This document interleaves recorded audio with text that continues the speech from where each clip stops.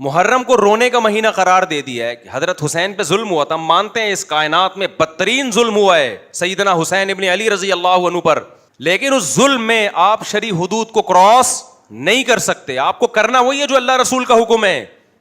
اگر غم حسین میں رونا نبی کی سنت ہے تو جب غم ہوا تھا اس وقت سنت تھا. ہر سال محرم میں کیا نبی روئے ہیں کیا؟ نبی صلی اللہ علیہ وسلم کو جب فرشتوں نے بتایا کہ سیدنا حسین کو قتل کیا جائے گا تو آپ روئے. اس وقت رونا یہ نیچرل ہے. جب انسان غم کی خبر ملتی ہے تو کیا ہوتا ہے؟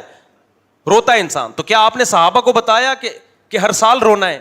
یا جب جبریل نے آپ کو خبر دی اگلے سال جب وہی تاریخ آئی تھی تو آپ اس غم کو یاد کر کے دوبارہ روتے؟ دیکھو, ایک ہے رونا, ایک ہے رونے کی کوشش کرنا.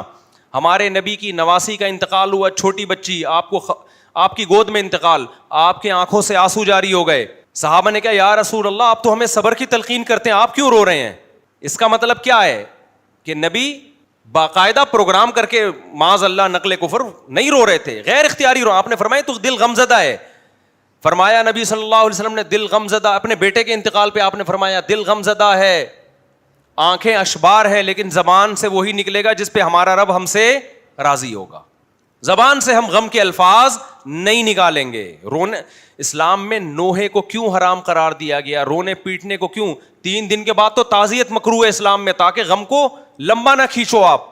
حسین سے محبت یہ نہیں ہے کہ آپ ہر سال محرم میں رونا پیٹنا شروع کریں. اسلام میں رونا غم کی وجہ سے خود بخود کسی کو رونا آ رہا ہے ٹھیک ہے, باقاعدہ رونے کا پروگرام بنانا کیا ہے؟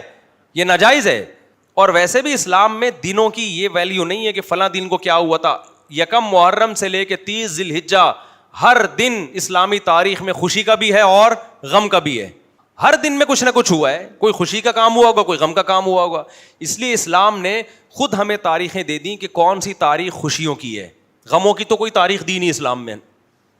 1 محرم سے لے کے 30 ذی الحجہ تک ہمارے پاس جو دن آتے ہیں یا تو عبادت کے آئیں گے یا خوشیوں کے آئیں گے. غم کا کوئی بھی دن اسلام نے ہمیں نہیں دیا, نہ کوئی منحوس مہینہ کسی مہینے کو قرار دیا. ہمارے پاس خوشی کا دن کون سا ہے؟ عید الفطر. اس میں غم کا ہے خوشی ہے؟ کیا کوئی پیدا ہوا تھا اس دن؟ رمضان کے روزے ختم ہوئے ہیں بھائی, ایک عبادت کی آپ نے.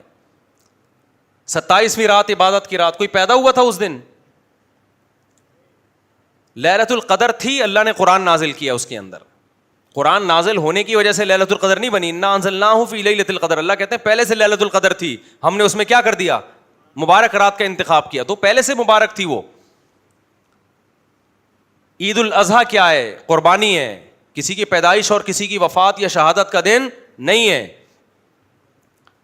اور نبی صلی اللہ علیہ وسلم نے فرمایا لا عدویٰ ولا طیرہ, اسلام میں نحوست تو ہے ہی نہیں. کسی دن کو, کسی مہینے کو, کسی شخصیت کو منحوس قرار دینا یہ اسلام میں جائز نہیں ہے.